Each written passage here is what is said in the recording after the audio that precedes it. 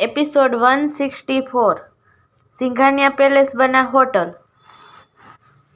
जहां इन 3 सालों में बहुत कुछ बदल गया था, वहीं मुन्ना के डैड गौतम मित्तल की हेल्थ में भी काफी सुधार आ गया था।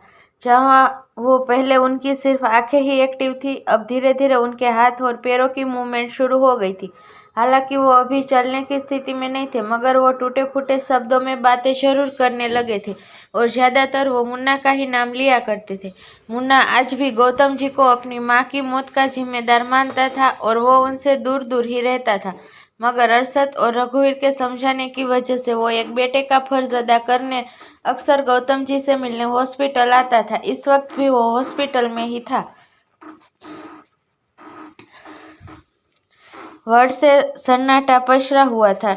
डॉक्टर नर्स कोने में खड़े थे। वही मुन्ना बेमन से गौतम जी को खाना खिला रहा था। गुस्सा उसके चेहरे पर साफ झलक आ रहा था। हालांकि वो सब मजबूरी में कर रहा था। यह जानते हुए गौतम जी मुस्कुरा रहे थे और उनकी स्मेल मुन्ना को और इरिटेट कर रही थी। उसने झल्लाते हुए थोड़े गुस्से में कहा कि आप थोड़ा जल्दी जल्दी अपना मुंह नहीं चला सकते? मैं कब तक यहाँ बैठ कर आपको खाना खिलाता रहूंगा? जल्दी जल्दी खाइए। और यह कहने के साथ ही उसने एक बड़ा निवाला गौतम जी के मुंह में डाल दिया और उन्हें घूर कर देखने लगा। तभी उसका फोन पर एक मैसेज आया। गौतम जी को धीरे धीरे मुंह चलाते देख मुन्ना मैसेज देखने लगा। मैसेज देखते ही उसकी आंखें गुस्से से लाल हो गई। अचानक से उसे गुस्से से लाल पीला होता देख गौतम जी बोले, क्या क्या हुआ? तुम ठीक तो हो?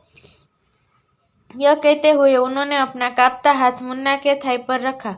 मुन्ना ने उनका हाथ अपनी थाई से हटाया और वार्ड से बाहर जाते हुए बोला, मुझे जाना होगा, आप आराम कीजिए, मैं जल्दी वापस मिलने आऊंगा।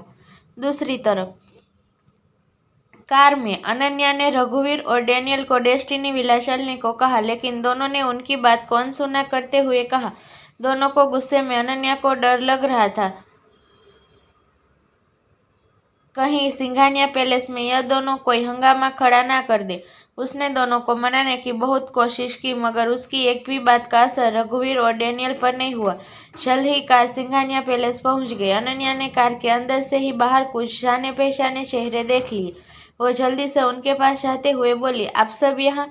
यह सभी एडी विला पर काम करने वाला स्टाफ था। अनन्या ने 3 साल इनके साथ बिताए थे, वो चाह कर भी उन्हें भूल नहीं सकती थी। जवाब में एक मेड ने कहा, जी मैडम, अब से हम हमेशा आपके साथ रहेंगे, यह बॉस के ऑर्डर है। अनन्या जितना खुश उनकी बात सुनकर हुई, उतनी ही हैरान भी थी। आप सब इतनी जल्दी यहाँ कैसे आ गए? अनन्या को लग रहा था अरशद ने इन्हें सिंघानिया पैलेस में जो हुआ उसके बाद बुलाया, ताकि वो अकेला ना फील करे, मगर वो नहीं जानती थी अरशद ने इन्हें एक दिन पहले ही आने को कह दिया था। हालांकि 3 साल साथ रहने के बाद अनन्या इस बार से बेखबर थी कि यह नॉर्मल सी दिखने वाली लड़की असल में एडी हाउस की मेड नहीं बल्कि एडी गैंग की मेंबर थी।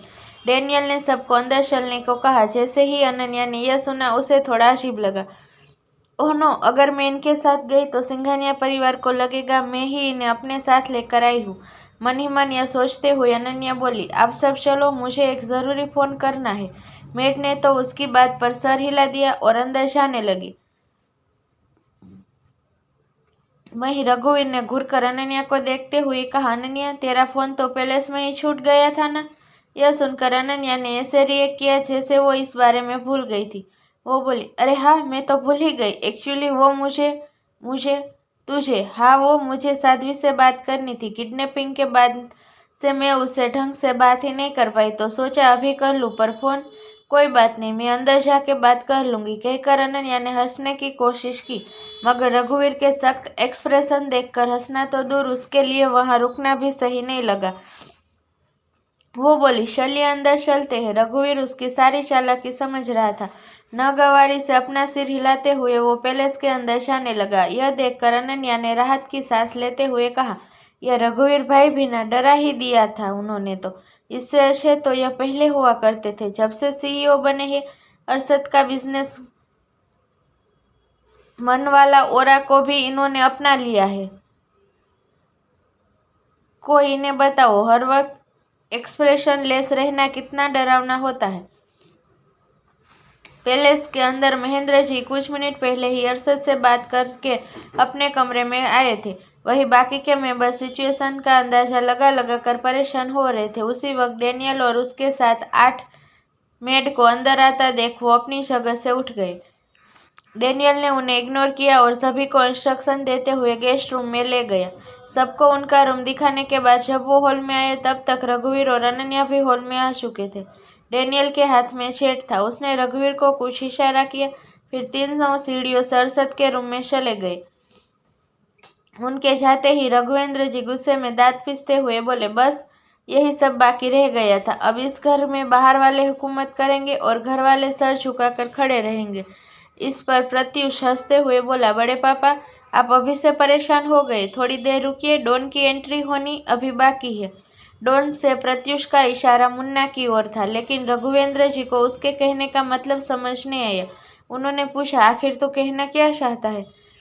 तो प्रत्युष हंसते हुए बोला, इंतजार करिए, आज नहीं तो कल आपको समझ आ जाएगा। वेल, मुझे बहुत भूख लगी है और मैं अब और इंतजार नहीं कर सकता। निया और पायल तो जैसे इसी का इंतजार में थी। प्रत्युष को डिनर करता देख उन दोनों ने भी डिनर स्टार्ट कर दिया। इसी बीच कुछ लोगों की फिर एंट्री हुई। उनके हाथ में बड़े बड़े थैले थे। इससे पहले सिंघानिया परिवार उनसे कुछ पूछता एक लड़की की आवाज़ आई, इस तरफ ले आओ। उसकी आवाज़ सुन वो चारों आदमी उस लड़की के पास चले गए। लड़की ने कुछ कहते हुए अरशद के रूम की तरफ इशारा किया। उसके बाद एक आदमी अरशद के रूम की ओर बढ़ा चला।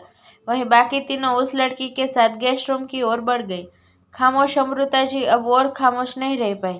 आखिर ये सब क्या चल रहा है? कौन है ये लोग और बिना परमिशन के चले आ रहे हैं? अरे यह घर है हमारा, कोई होटल नहीं है। आप सब चुप क्यों है? कुछ कहते क्यों नहीं? अपनी मोम की इस बात पर प्रत्युष हंसते हुए बोला, मोम आप भी अच्छा मजाक कर लेती है। यह हमारा घर कैसे हो गया, जब दादाजी ने इसे 3 साल पहले ही किसी और के नाम कर दिया था। शुक्र मनाइए हमें यहाँ से निकाला नहीं गया है, वरना अब तक तो हम सड़क पर होते। एडी के डर से सारे रिश्तेदार हमसे पहले ही दूरी बना चुके हैं। कोई हमें एक रात के लिए भी अपने घर में रुकने नहीं देता। मैं तो कहता हूँ जब तक मिल रहा है पेट भर लीजिए, वरना जिस तरह का बर्ताव इस घर के लोगों का है, भूखे पेट भी सोना पड़ेंगे। प्रत्युष भले ही मजाकिया लहजे में बोल रहा था, लेकिन उसकी बात मजाक नहीं थी। उसकी बात सुनकर सभी गहरी सोच में डूब गए। वहीं निया और पायल को जैसे इन सब से कोई फर्क नहीं पड़ रहा था। दोनों ने अपना डिनर फिनिश किया और अपने कमरे में जाने लगे। उसके पीछे जाते हुए प्रत्युष बोला, तुम दोनों मेरे कमरे में आओ, मुझे दोनों से कुछ बात करनी है। प्रत्युष का रूम। पायल ने प्रत्युष से पूछा, भाई आपको क्या बात करनी है? अगर ये अनन्या से रिलेटेड है तो हमें आपकी बात नहीं सुननी। निया ने भी पायल की बात दोहराई। प्रत्युष ने थोड़ी देर दोनों को देखा, फिर एकदम से हंस पड़ा। आप हंस क्यों रहे हो? दोनों ने एक साथ पूछा। तो प्रत्युष बोला, अब तुम दोनों जोक सुनाओगी तो हंसी तो आएगी ना। दोनों ने कंफ्यूज होकर एक दूसरे को देखा। निया बोली, लेकिन हमने कौन सा जोक सुनाया? तो पायल बोली, मुझे तो लगता है नीचे जो कुछ हुआ उसका असर आप पर कुछ ज़्यादा ही हो गया है। आप सो जाइए, हमें सुबह ऑफिस भी जाना है। और यह कहकर दोनों बाहर जाने लगी। इससे पहले दोनों कमरे से बाहर पैर डालती प्रत्युष बोला, ऑफिस तो तब जाओगी जब तुम्हें कोई काम पर रखेगा। निया और पायल ने रुककर प्रत्युष को देखा। अब प्रत्युष बहुत सीरियस था। मैं सही कह रहा हूँ, ऑफिस तो तुम दोनों तब जाओगी जब तुम्हें कोई काम पर रखेगा। ओह मैं भूल गया था, तुम दोनों के पास तो पहले से काम है, पर सोचो तब क्या होगा जब तुम दोनों की जॉब चली जाएगी। आखिर आप कहना क्या चाहते हैं, हमारी जॉब क्यों जाएगी? पायल ने पूछा। वही निया को निशांत की दी हुई वार्निंग याद आई। अगर उसने समय पर एक बेस्ट ज्वेलरी सेट तैयार कर कंपनी में सबमिट नहीं किया तो उसकी जॉब चली जाएगी। डर से उसके चेहरे के रंग उड़ने लगे, लेकिन पायल के साथ ऐसा कुछ नहीं था। उसने अपना सवाल फिर दोहराया, बताइए हमें हमारी जॉब क्यों जाएगी और कोई हमें हमारी जॉब से क्यों निकालेगा? इससे पहले प्रत्युष कोई जवाब देता निया वहां से चली गई। पायल की आवाज़ लगाने पर भी वो नहीं रुकी। पायल उसके पीछे जाना चाहती थी, लेकिन प्रत्युष ने उसका हाथ पकड़कर उसे अंदर किया और कमरे का दरवाजा बंद कर दिया। पायल को प्रत्युष के इस बर्ताव की उम्मीद नहीं थी। आखिर प्रत्युष हमेशा से उसके साथ प्यार से बर्ताव करता आया था। भाई यह आप क्या कर रहे हैं? छोड़िए, मुझे दर्द हो रहा है। पायल ने अपना हाथ छुड़ाने की कोशिश की।